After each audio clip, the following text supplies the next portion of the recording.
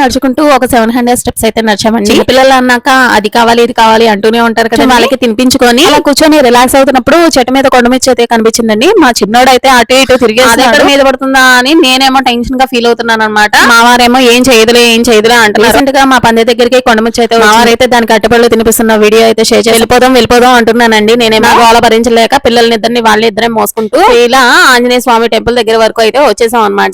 Starting మెట్లు ఎక్కుతున్నప్పటి నుంచి మా వారైతే ఆంజనేయ స్వామి టెంపుల్ వస్తే చాలు, అక్కడ నుంచి అయితే నడక ప్రయాణం తేలిగ్గా ఉంటుంది అని చెప్తున్నారండి. ఆ టెంపుల్ దారిలోనే బజ్జీలు, పకోడీలు, ఫ్రైడ్ రైస్ ఇలా అమ్ముతున్నారండి. ఇక వాటి స్మెల్ కి మనసు అవుతుందండి. ఎలాగో 12 అయిపోయిందని తినేసా నుంచి అయితే కొండంతా డౌన్ గా ఉందండి, చాలా ఫ్లాట్ గా ఉందన్నమాట. చిన్నపిల్లలు కూడా చాలా తేలిగ్గా నడిచేస్తారు. ఇక మా చిన్నోడైతే ఒక కొండంతా నడిచాడు. దారి మధ్యలో అయితే ఉడత అయితే కనిపించింది, జింక అయితే కనిపించింది అనమాట. జింక కావాలంటే వెళ్ళిపోతుంటే పట్టుకున్నానని ఏడ్చి పడుకునిపోయాడు. ఇంకా అలా నడుచుకుంటూ నెక్స్ట్ నరసింహ స్వామి టెంపుల్ వరకు వచ్చేసానండి. మా వారి కోసం వెయిట్ చేసిన. నెక్స్ట్ వీడియోలో కలుద్దాం. బాయ్.